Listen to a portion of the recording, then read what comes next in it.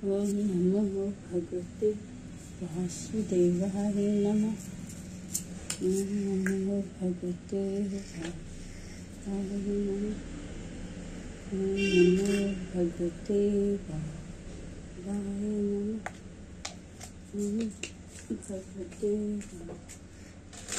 ओम नमो भगवते वासुदेवाय नमः। नमो भगवते वासुदेवाय नमः।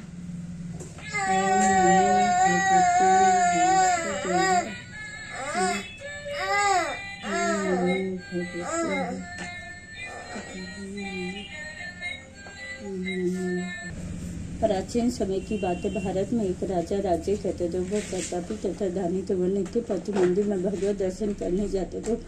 गुरु की सेवा किया करता था। उसके द्वार से कोई भी याचक निराश होकर नहीं लौटते। गुरुवार को व्रत रखता एवं पूजन करता था। हर दिन गरीबों की सहायता करता था। परंतु यह सब बातें उसकी रानी को अच्छी व्रत करती और न किसी को एक भी पैसा दान में देती थी। वह राजा से भी ऐसा करने को मना किया करती थी। एक समय के बाद हर कहने वन को चले गए। घर पर रानी और दासी की। उस समय गुरु बृहस्पति साधु का रूप धारण कर राजा के दरवाजे पर भिक्षा मांगने और साधु ने रानी से भिक्षा मांगी तो वह कहने लगी, हे साधु महाराज, मैं दान और पुण्य से तंग आ गई हूँ। इस कार्य के लिए तो मेरे पति देवी बहुत है। अब आप ऐसी कृपा करें कि सारा धन नष्ट हो जाए और मैं आराम से रह सकूं। बृहस्पति देव ने कहा, हे देवी, तुम बड़ी विशिष्ट हो। संतान और धन से कोई दुखी नहीं होता। इसको सभी चाहते। पापी भी पुत्र और धन की इच्छा करता है। अगर तुम्हारे पास धन अधिक है तो मनुष्य को भोजन कराओ, पियाऊ लगवा, ब्राह्मणों को धर्मशालाएं बनवाओ, कुआं, तालाब, बावड़ी, बाग, बगीचे आदि का निर्माण कराओ तथा निर्धनों कन्याओं का विवाह करवाओ तथा आदि करो। इस प्रकार के कर्मों से आपके कुल नाम परलोक में सार्थक होगा एवं स्वर्ग की प्राप्ति होगी। परंतु साधु खुश नहीं हो। उसने कहा, हे साधु महाराज, मुझे ऐसे धन की आवश्यकता नहीं जिसको मैं अन्य लोगों को दान को रखने और संभालने में मैं सारा समय नष्ट हो जाए। साधु ने कहा, हे देवी, यदि तुम्हारी ऐसी इच्छा है तो जैसा मैं तुम्हें बताता तुम वैसा ही करना। बृहस्पतिवार के दिन घर को गोबर से लिपना, अपने केशों को पीली मिट्टी से धोना, केशों को धोते समय स्नान करना, राजा से कहना वह हजामत करवा, भोजन में मांस मदिरा खाना, कपड़ा धोबी के यहाँ धोने देना। इस प्रकार 7 बृहस्पतिवार तक करने से तुम्हारा धन नष्ट हो जाएगा। यह कहकर साधु महाराज रूपी बृहस्पति देव अंतर्धान हो गए। रानी ने साधु के कहने के अनुसार प्रतिवार तक वैसा ही करने का विचार किया। साधु के बताए अनुसार कार्य करते हुए केवल 3 बृहस्पतिवार बीते थे कि उसकी संपत्ति नष्ट हो गई। भोजन के लिए दोनों समय परिवार तरसने लगा तथा सांसारिक भोगों से दुखी रहने लगा। तब वह राजा रानी से कहने लगे, हे रानी, तुम यहाँ पर रहो, मैं दूसरे देश को जाता हूँ, क्योंकि यहाँ पर मुझे सभी मनुष्य जानते, इससे मैं यहाँ कोई काम हो सकता। मैं प्रदेश जा रहा हूँ, वहाँ कोई काम धंधा करूँगा, शायद हमारे भाग्य बदल जाए। ऐसा कहकर राजा परदेश चला गया। वह वहाँ जंगल से लकड़ी काटकर लाता और शहर में बेचता। इस तरह जीवन व्यतीत करने लगा। इधर राजा के बिना रानी और दासी दुखी रहने लगी। किसी दिन भोजन मिलता और किसी दिन जल पीकर ही रह जाती। एक समय रानी और दासी को 7 दिन बिना भोजन के व्यतीत करना पड़ा। रानी ने अपनी दासी से कहा, हे दासी, यहाँ पास ही के नगर में मेरी बहन रहती है। तो वह बड़ी धनवान है। तू उसके पास जा और वहाँ से 5 से भेजर मांग कर ले आ, जिससे कुछ समय के लिए गुजर हो जाएगा। दासी रानी की बहन के पास गई। रानी की बहन उस समय पूजा कर रही थी। बृहस्पतिवार का दिन था। दासी ने रानी की बहन से कहा, हे रानी, मुझको आपकी बहन ने भेजा है, मुझे 5 से भेजा दे दो।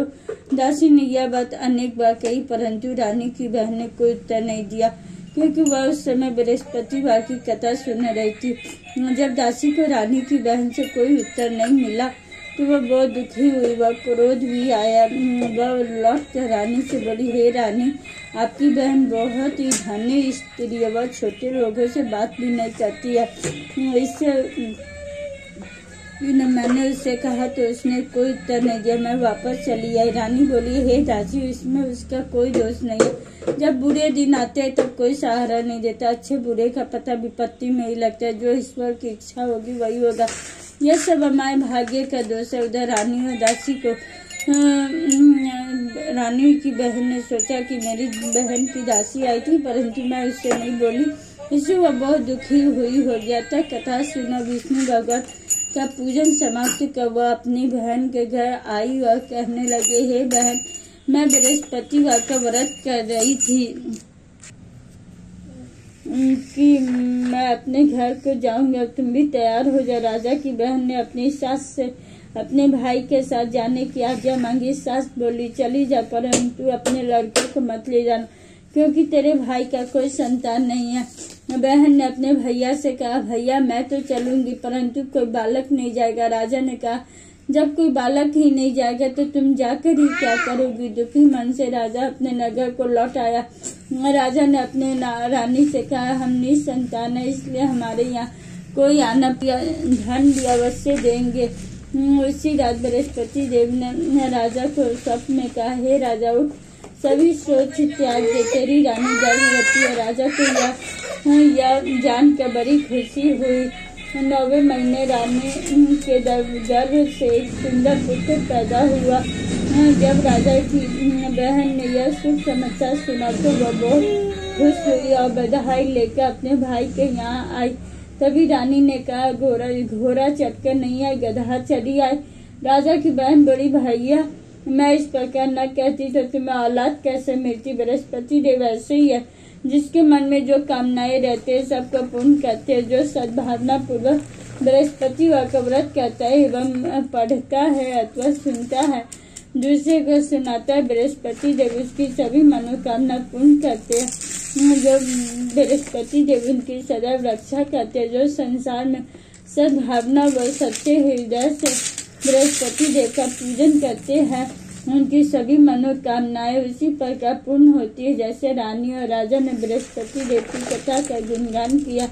उनकी सभी इच्छाएं बृहस्पति देव ने पूर्ण की। मनुष्य को हृदय से उनका मनन करते हुए जयकार करना चाहिए। बोलो बृहस्पति देव की जय, विष्णु भगवान की जय। फट गया, कोई बात नहीं, प्रणाम कर लीजिए भगवान जी की।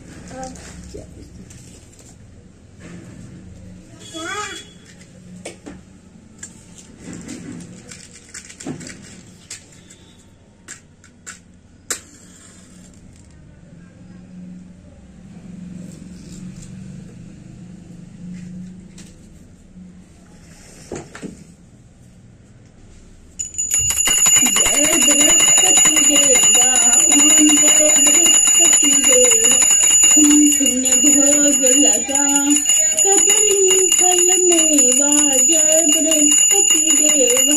तुम पूरन परमात्मा, तुम अंतर्यामी, जगत पिता जगदीश्वर, तुम सबके स्वामी। जय बृहस्पति देवा, चरणामृत निज निर्मा, सब पातक हरता, सकल मनोरथ दायक, कृपा करो भरता। बृहस्पति देवा, तन मन धन अर्पण कर, जो जन शरण परे, प्रभु प्रकट सब आकर द्वार धरे। जय बृहस्पति देवा, दीन दयाल दयानिधि, भक्तन हित, हरिन पाप दोष सब हरता भव जनहारी। जय बृहस्पति देवा, विकार मिटाओ संतन सुखकारी, जो कोई आरती तेरी प्रेम सहित गाव, आनंद आनंद कर सो निश्चय पाओ। जय बृहस्पति देवा स्वामी, जय बृहस्पति देवा, जय भगवान जी।